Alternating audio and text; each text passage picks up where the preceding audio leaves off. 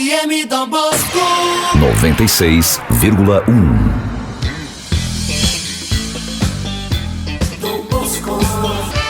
Vamos em frente, você está na FM Dom Bosco, comigo, Adriano Ribeiro, no programa Ação Dom Bosco.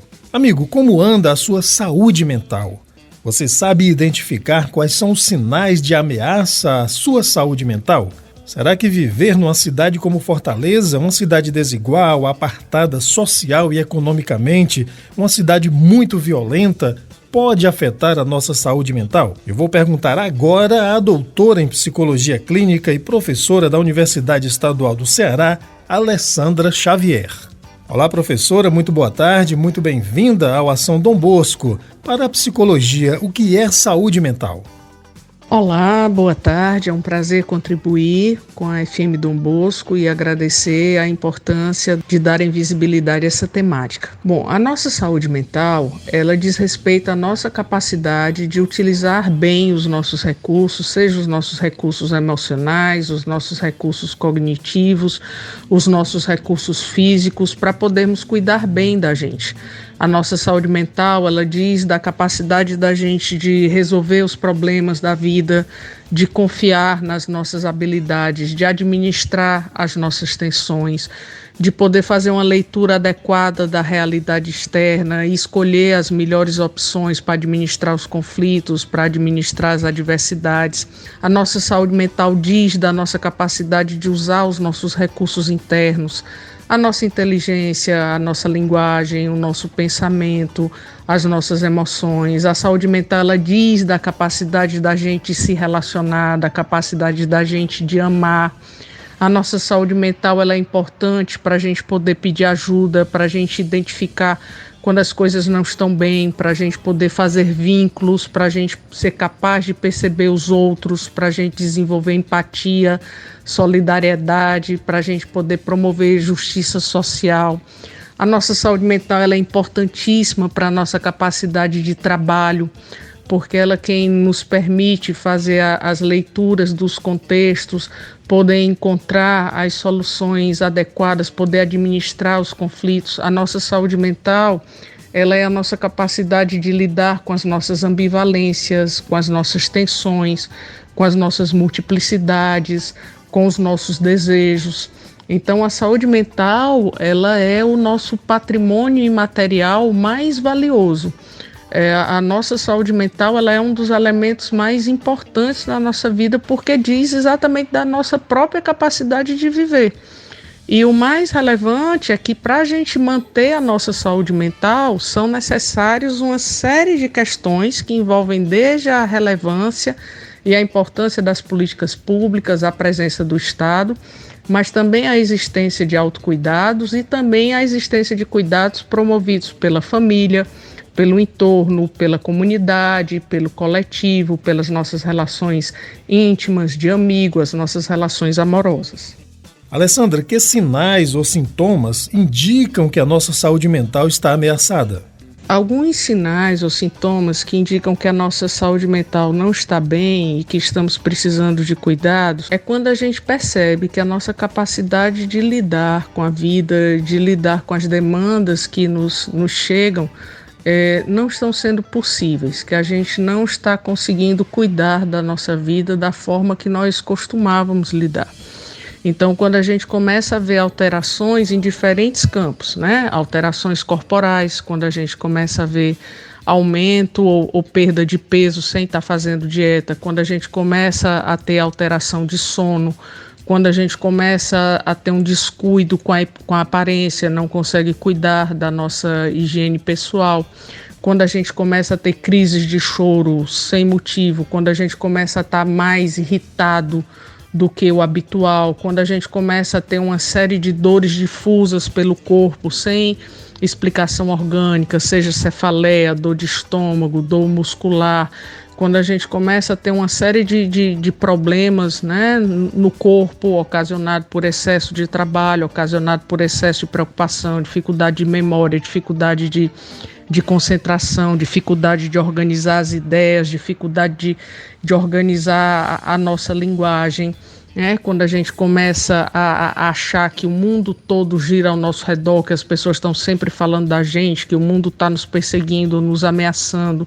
Quando a gente começa a ter alterações no campo das relações, a gente fica muito isolado, a gente não consegue fazer amigos, a gente não consegue estabelecer vínculos, a gente está sempre se isolando de todo mundo, não consegue confiar em ninguém, não consegue estabelecer relações, está sempre de um jeito muito agressivo. Quando a forma da gente de cuidar da gente também está bastante precária, né? Quando a gente está tendo dificuldade de realizar as ações que habitualmente a gente realizava, então começa a ter dificuldade de manter o trabalho, começa a ter dificuldade de manter as obrigações relacionadas à escola, obrigações relacionadas ao cuidado da casa, obrigações relacionadas à nossa vida. E aí vamos percebendo uma série de sinais, tanto na nossa vida, como às vezes apontados pelos outros, e que indicam que muito provavelmente estamos passando por alguma situação difícil, estamos passando por algum conflito na nossa vida, ou tivemos algum luto mal elaborado, alguma questão emocional que está exigindo que a gente pare, que a gente receba ajuda profissional adequada para voltar a sermos capazes de lidar bem de novo, né? E encontrar um prazer em viver a nossa vida, em estar no mundo, em nos relacionarmos com as pessoas e em fazermos as escolhas importantes e valiosas para nós, colocarmos os nossos limites, poder dizer não, uma série de aspectos que estão relacionados com a podermos usufruir bem da nossa saúde mental. Ação Dom Bosco. Para você que chegou agora aqui na FM Dom Bosco, eu sou Adriano Ribeiro, muito prazer. Estou conversando com a professora Alessandra Xavier. Ela é doutora em psicologia clínica e o nosso assunto é saúde mental. Professora, viver no Brasil, ou mais especificamente em Fortaleza, respectivamente territórios muito desiguais, social e economicamente, isso pode afetar a nossa saúde mental? A própria Organização Mundial de Saúde, ela elenca a presença de violência e de fatores estressores de forma constante e intensa, que superam a capacidade do sujeito de administrar esses elementos, como dois dos mais graves agravos à nossa saúde mental. Então, quando a gente vive num país que a gente tem escassez de políticas públicas, quando a gente tem altos indicadores de violência, quando a gente tem desigualdades sociais, quando a gente tem preconceito, quando a gente tem dificuldades de acesso ao trabalho, de projetos de vida, a Organização Mundial de Saúde, ela estabeleceu, um projeto que se chama um Plano de Saúde Mental Compreensiva, que consistia em uma série de políticas públicas que deveriam ser implementadas no período de 2013 até 2020, consideradas essenciais para a saúde mental da população.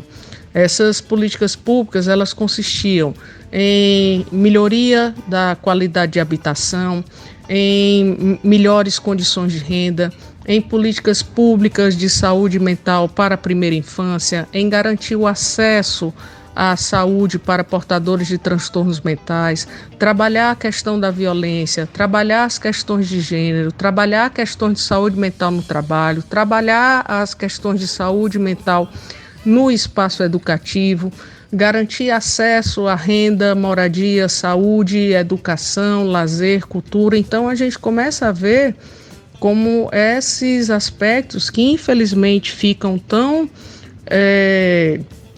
diminutos ao acesso da maioria da população e que na hora que esses aspectos considerados tão relevantes para a saúde mental eles não recebem e historicamente não recebem os investimentos adequados no campo das políticas públicas e nos investimentos de saúde mental, a gente passa a ter agravos muito sérios, como no país, temos mais de 12 milhões de pessoas com depressão e no mundo temos mais de 300 milhões de pessoas com depressão e a Organização Mundial de Saúde coloca mais de 1 bilhão de pessoas com transtornos mentais no mundo.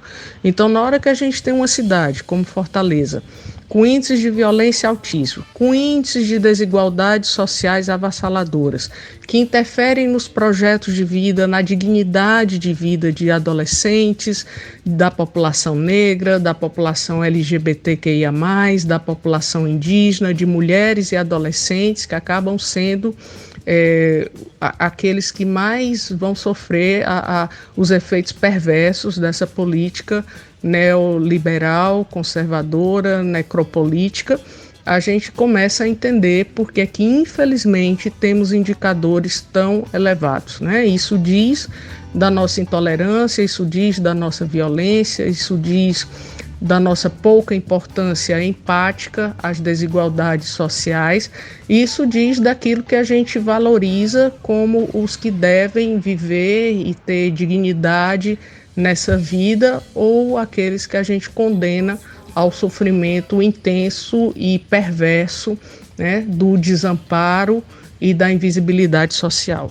Muito bem, psicóloga, que modelo de sociedade seria mais propenso a garantir a nossa saúde mental?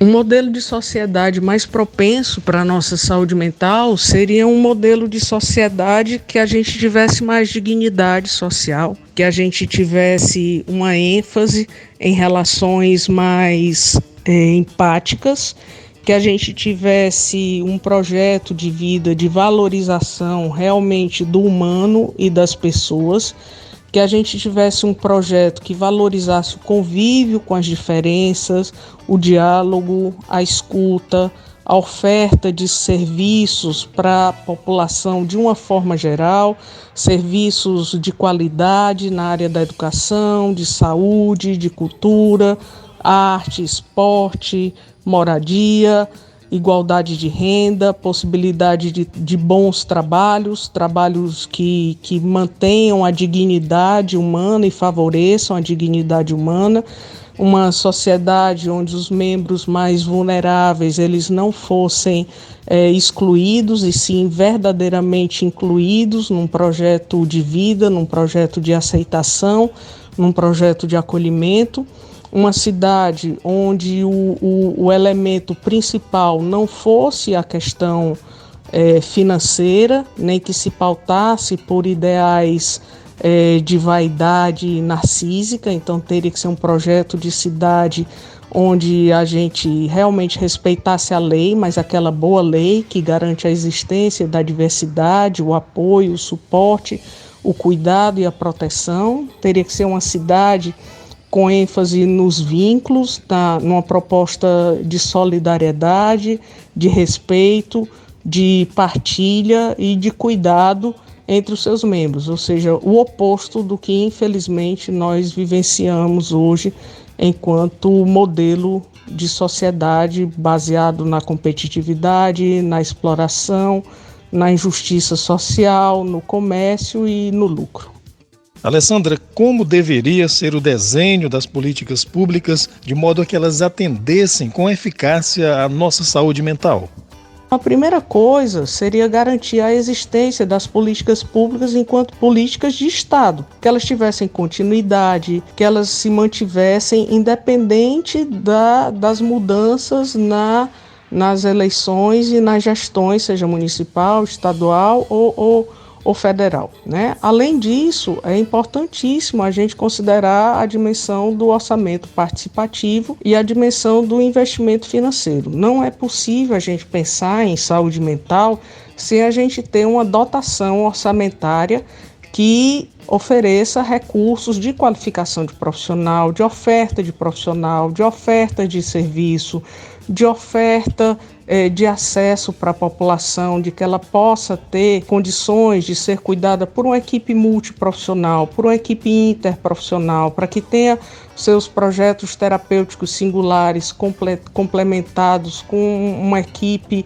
que realmente tenha condições de oferecer tempo e atuação de qualidade, que a população tivesse acesso a uma diversidade de serviços com uma eficiência e uma competência baseada nessa dimensão do tempo necessário para cuidar. Então a gente precisa de políticas públicas que invistam verdadeiramente em educação, com tempo de qualidade para a formação profissional, com cuidado para a jornada de trabalho, com cuidado na saúde emocional dos próprios profissionais, políticas públicas de saúde que garantam acesso para as pessoas com dignidade e com qualidade no atendimento, políticas públicas no campo da arte e da cultura para que as pessoas tenham acesso às ferramentas simbólicas e ao arsenal cultural e artístico como uma das experiências valiosas para a gente poder reconectar com a vida, para a gente produzir uma compreensão sobre a nossa identidade, o nosso lugar no mundo, repensar a nossa existência e construir uma existência de um sujeito que não seja apenas para ocupar um lugar no mercado de trabalho, ser mão de obra explorada e entrar dentro do mercado de consumo, mas da compreensão de um sujeito que a ideia é que ele faça parte realmente da espécie humana e que possa viver a sua vida com dignidade e com suporte para lidar com as questões existenciais humanas, para que ele seja aceito com a dimensão da dor, com a dimensão dos lutos, com a dimensão da dúvida, com a dimensão da ambivalência, e não simplesmente um sujeito que tem que estar alerta e ativo para produzir 24 horas, numa ideia alucinada de perfeição, de sucesso e de bem-estar que são impossíveis para a experiência humana. FM Dom Bosco faz parte da minha vida. Saúde mental é o assunto da nossa conversa com a psicóloga Alessandra Xavier.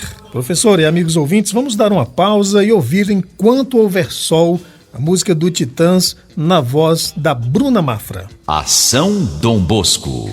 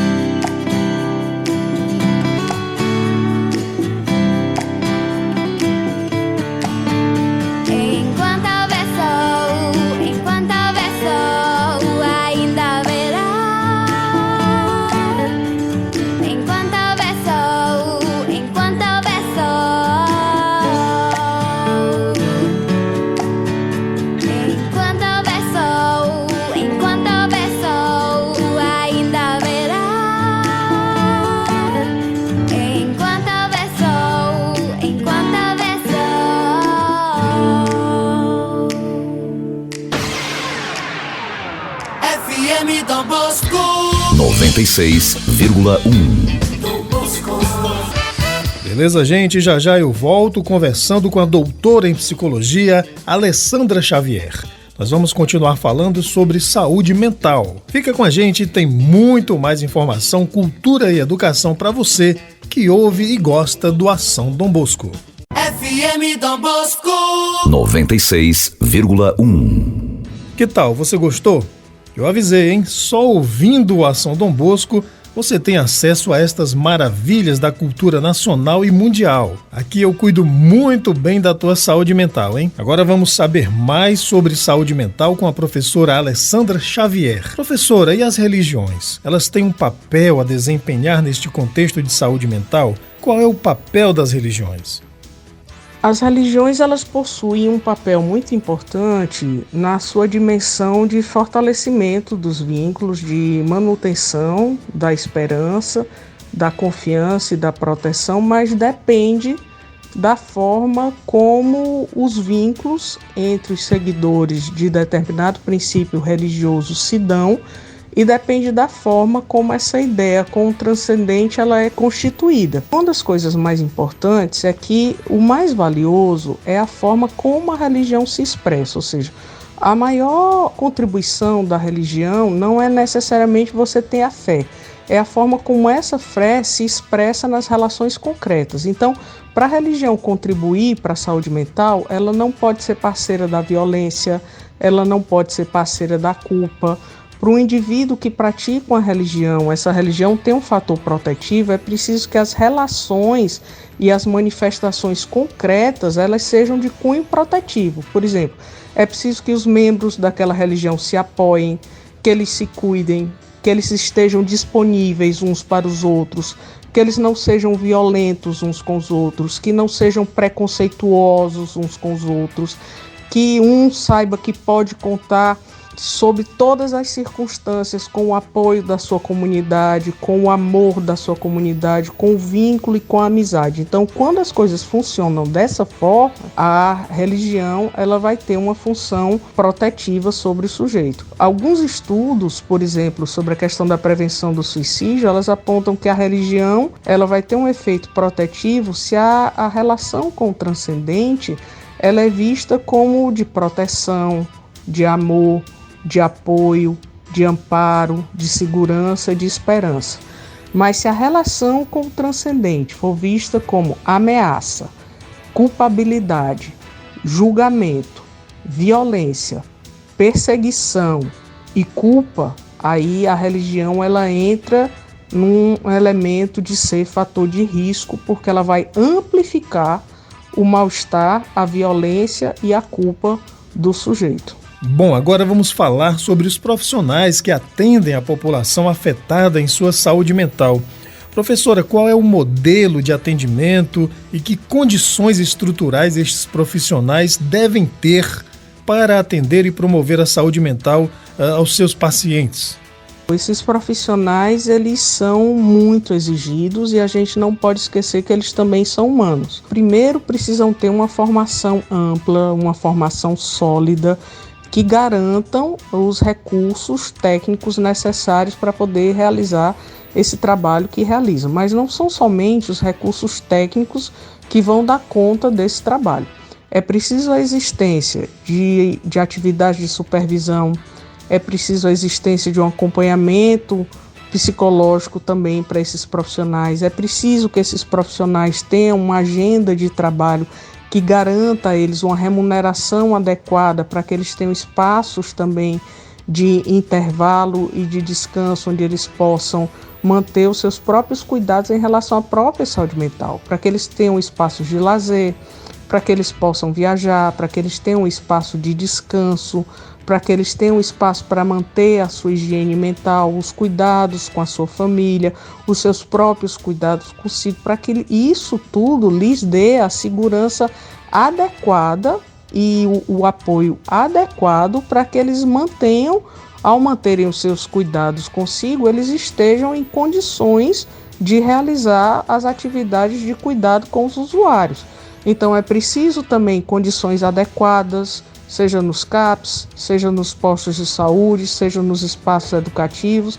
A gente precisa de condições adequadas de sigilo, a gente precisa de condições adequadas de conforto, a gente precisa de condições adequadas de estrutura física, mas também de estrutura emocional, de segurança. A gente precisa ter a retaguarda de uma estrutura de medicação também disponível, de uma rede de atenção psicossocial funcionando com disponibilidade, com estrutura, com articulação intersetorial, com suporte matricial, com equipe interprofissional para poder realizar as ações do projeto terapêutico singular.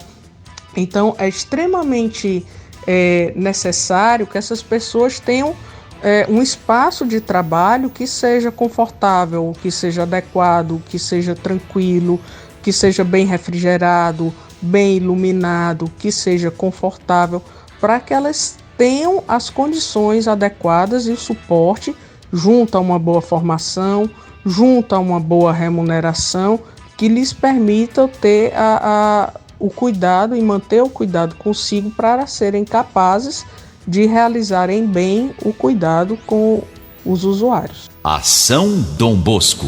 Alessandra Xavier, doutora em psicologia, para a gente encerrar. O que é fundamental, qual é a mensagem, quais são as orientações que a senhora deixa para nos ajudar a cuidarmos bem da nossa saúde mental? Muito grato pela tua participação. Muito boa tarde, professora. A mensagem que eu gostaria de deixar para cada um que está nos assistindo agora, é que a saúde mental ela é um direito de todos nós. Então, é muito importante que a gente fique atento no período de eleições, como é que essa pauta ela está sendo contemplada na agenda dos candidatos em diferentes níveis. A nossa saúde mental ela precisa da proteção do poder público, ela precisa de políticas públicas para a gente garantir a sensação de estar sendo bem cuidado e protegido verdadeiramente nas nossas necessidades de renda, de trabalho, de educação, de saúde, de assistência, de moradia, de lazer, de cultura, de arte. Ao mesmo tempo, é importantíssimo também que a gente fique atento à qualidade dos vínculos que a gente estabelece, à qualidade das nossas relações. É muito valioso que a gente desconstrua e que a gente questione esse modelo neoliberal, para que a gente não fique atento a cobrar da gente idealizações ou uma ideia de perfeição que não vai ter nada a ver com a nossa existência ou com aquilo que a gente é ou com quem a gente gostaria de ser.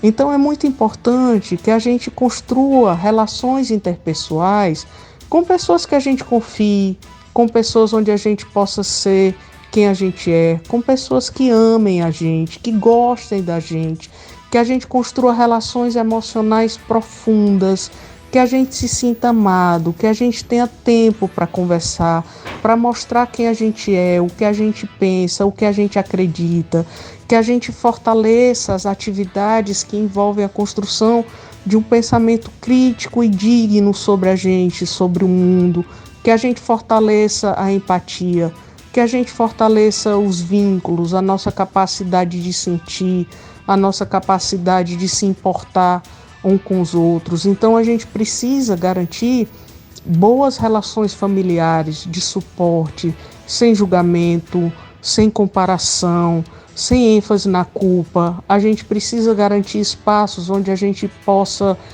ter condições de elaborar as dores, de elaborar as perdas, de elaborar os lutos, de elaborar as mágoas, onde a gente seja acolhido e validado nas nossas experiências emocionais difíceis e complexas, que a gente tenha alguém que nos escute, que nos apoie, que nos ofereça cuidado e cuidado de uma forma verdadeira, porque nos ama, porque confia e porque acredita no valor da nossa existência no mundo, na cidade.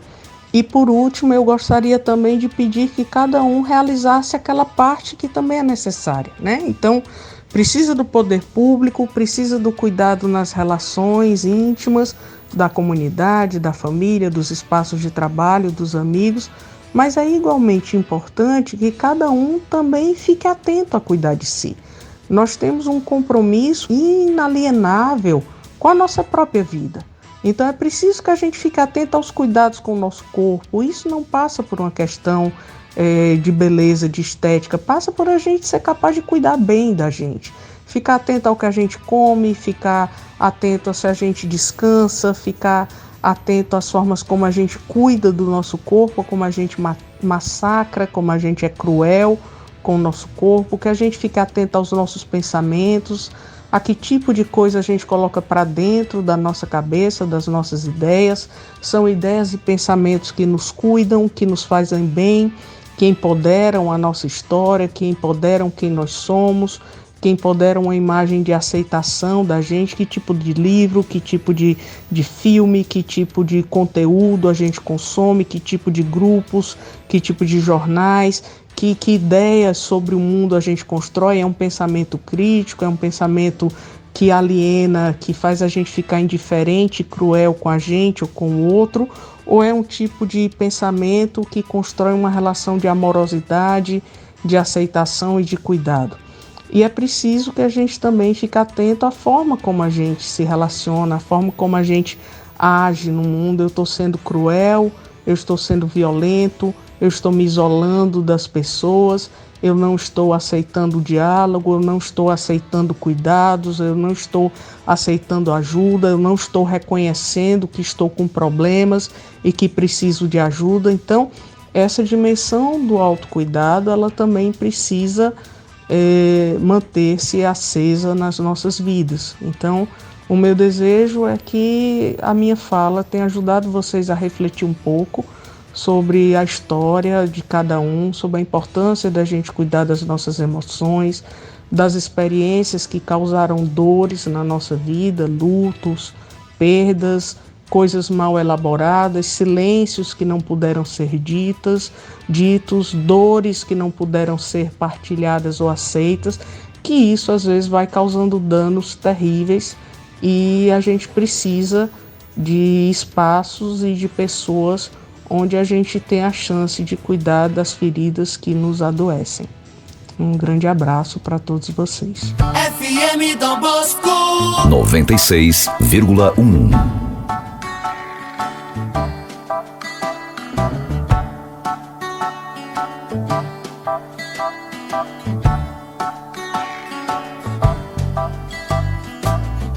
Haverá um dia em que você não haverá de ser feliz,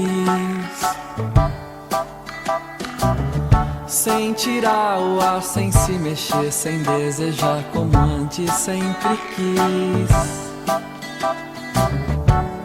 Você vai rir sem perceber, felicidade é só questão de ser. Quando chover, deixar molhar, pra receber o sol quando voltar. Lembrará os dias que você deixou passar sem ver a luz. Se chorar, chorar é vão, porque os dias vão pra nunca mais. Melhor viver, meu bem, pois há um lugar em que o sol brilha pra você. Chorar, sorrir também e depois dançar na chuva quando a chuva vem. Melhor viver, meu bem, pois há um lugar em que o sol brilha pra você. Chorar, sorrir também e dançar na chuva quando a chuva vem.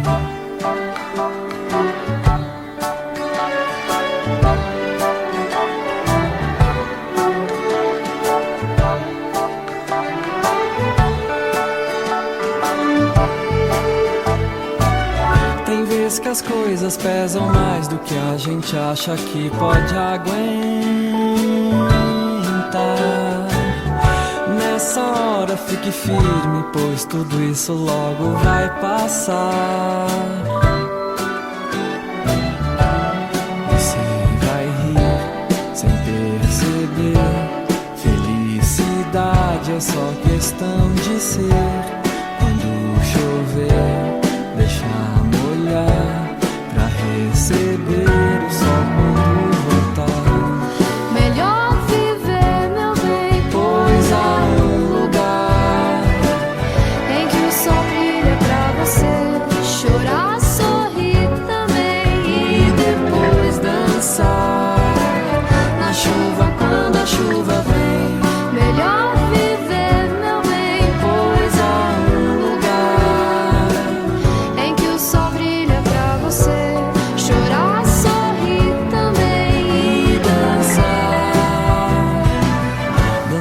chuva quando a chuva vem.